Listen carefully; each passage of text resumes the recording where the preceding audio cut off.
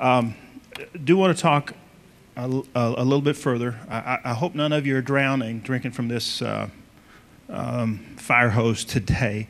I hope it has created a higher level of awareness of some of these issues that you can look into. I do have, and I think Bill has too, some resources that you can use that can help you follow up with these, and both Bill and I are available to try to help you with some of these issues. I do want to make a couple of comments in relation to what Bill was sharing with us. Number one, these financial reports that are so vitally important, again, can be done if you've got an appropriate computer program. But do not use QuickBooks. Okay? I don't know. Bill may argue with me on this one. In my view, QuickBooks is a wonderful program for a small business. It's a terrible program for churches. They claim they have a fund accounting or a nonprofit version of QuickBooks, but I found it to be where they've just simply changed the title of a few reports in the program and pretty much left it at that. To me, QuickBooks is not a good program for churches to use at all. There are some others out there that are generally in the price range of what QuickBooks would cost you. That do a much better job at fund accounting, keeping your designated funds separate from your undesignated funds and all of that. Another thing I need to make you aware of, Bill was emphasizing the point about how important it is for churches to have these financial reports. I read just yesterday, and Bill, you may have seen this too. Anybody here ever heard of Senator Grassley? You know about Senator Grassley and the study he's done over the last 3 years?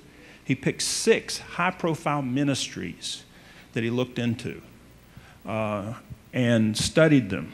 And what he was trying to find out is, are they accounting for the monies that those ministries received in a responsible and an appropriate way?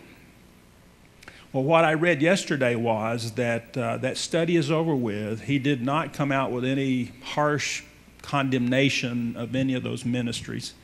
But he did do this. He has appointed ECFA, the Evangelical Council for Financial Accountability, to do an in-depth study and come up with a set of recommendations on how to make churches more accountable. And there's 2 things in particular that struck me that we're going to have to look out for. Number one is the issue of pastors' housing allowance. Some high-profile ministries have abused pastors' housing allowance and have used it to overcompensate the head of that ministry more than they should have been compensated. It wasn't reasonable compensation for services rendered. So there is the possibility that that could be affected in the not too distant future. Furthermore, there is right now a lawsuit in the Ninth Circuit Court of Appeals, I think it's in California if I remember correctly, where a group has sued and claims that the pastor's housing allowance is unconstitutional and they want that struck down and taken out of the IRS code.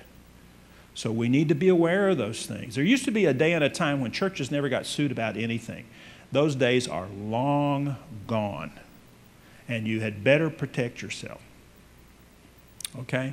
So be aware of that. Third thing that may come out of this study by ECFA and what Senator Grassley is trying to do is that they may require churches to start submitting IRS Form 990.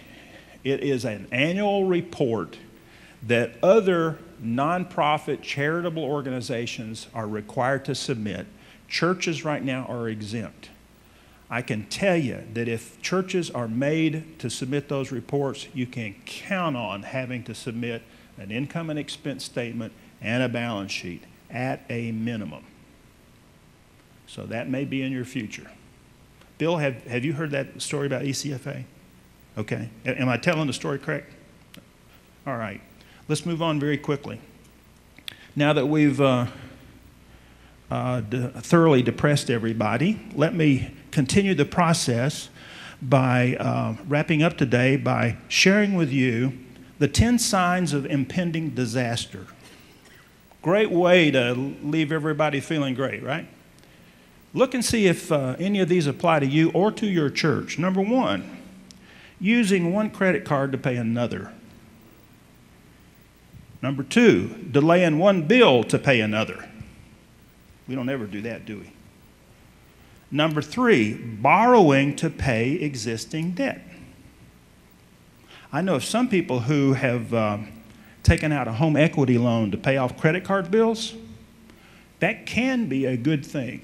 Okay, this is a subject for that 16-hour conference, but very briefly, it can be a good thing. But what some people will do is they will pay off those credit cards with that home equity account, but not throw the credit cards away.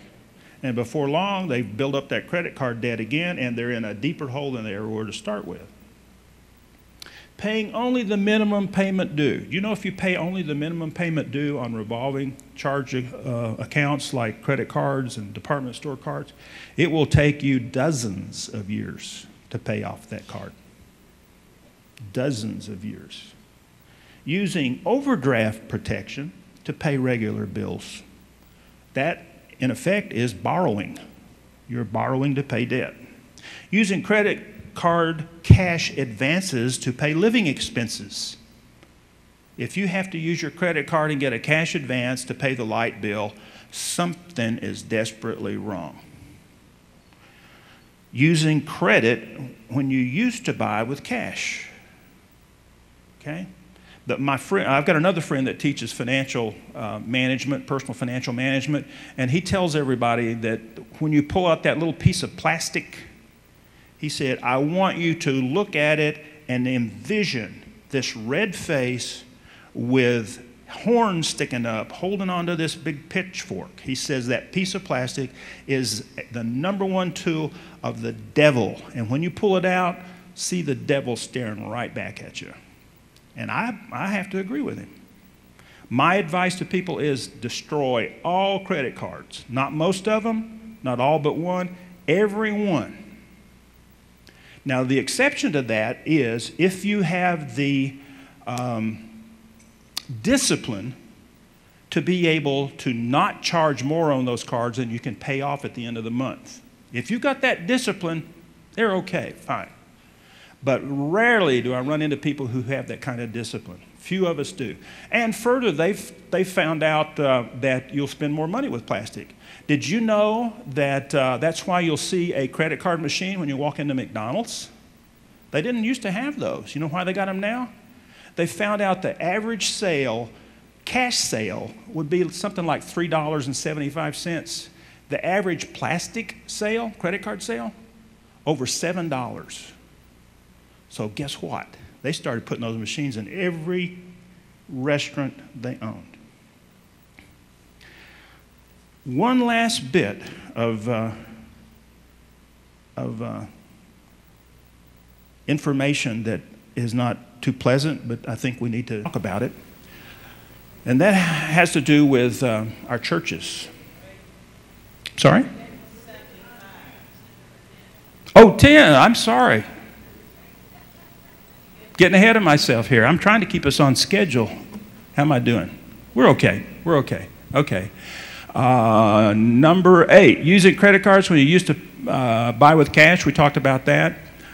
Using savings to pay bills. That's a bad sign that you're eating, that your margin is upside down and you're eating away at those savings.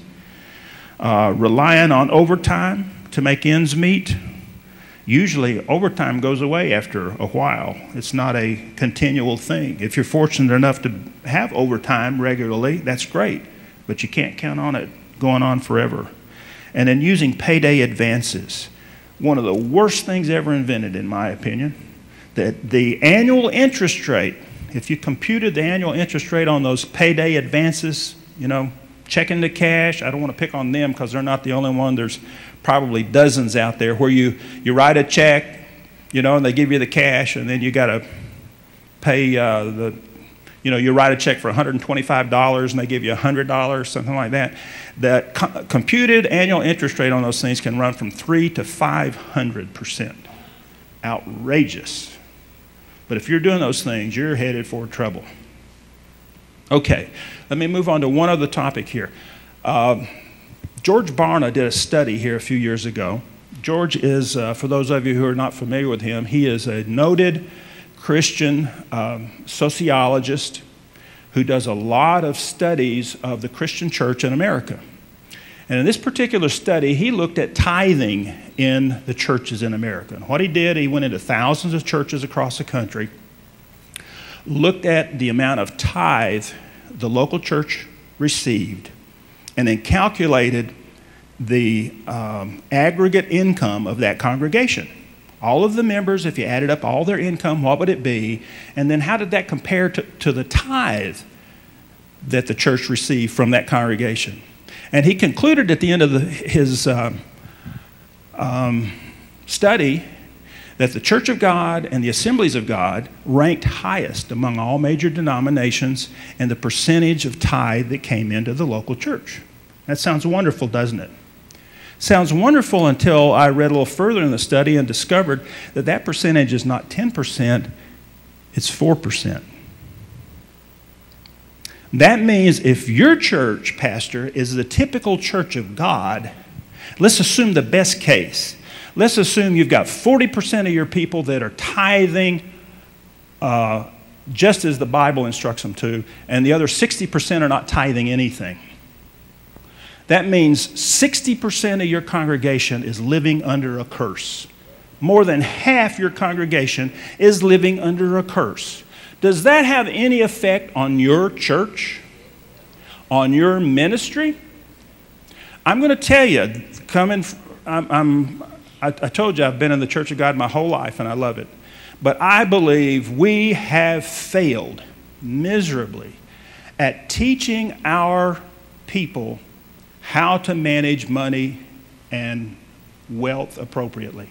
We do a great job often of teaching them the ought to of tithing and giving. We rarely say anything to them about the how to of tithing and giving. And for a lot of them, before they can get to the ought to, they got to figure out the how to. Imagine what it would be like if your church fully tithed at 100% instead of 4%. Well, number one, you'd have a whole lot more resources to walk out the door and do ministry with, wouldn't you? Number two, your church would no longer be under the curse, you'd be under the blessing, wouldn't you? Isn't that what Malachi says? I think it's time we got busy getting our churches out from under the curse and over here where the blessings are. Would you agree with me?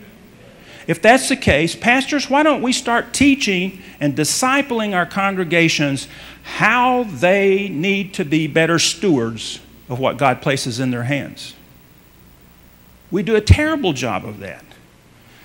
But I'm here to tell you about a program that I hope that you'll buy into here. It's called Operation 2020 Vision.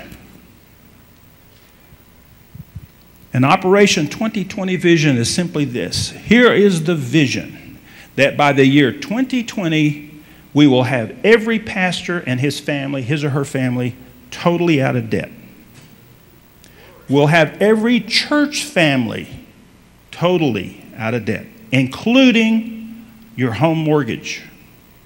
And that we'll have every church totally debt-free, including those who need new facilities.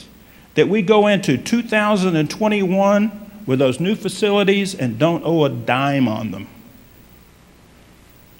Furthermore, by the year 2020, I see our churches with vibrant and measurable discipleship, outreach, and benevolence programs that are ministering in every church. And that every church is ministering to the whole person. Physical, material, emotional, mental, and spiritual.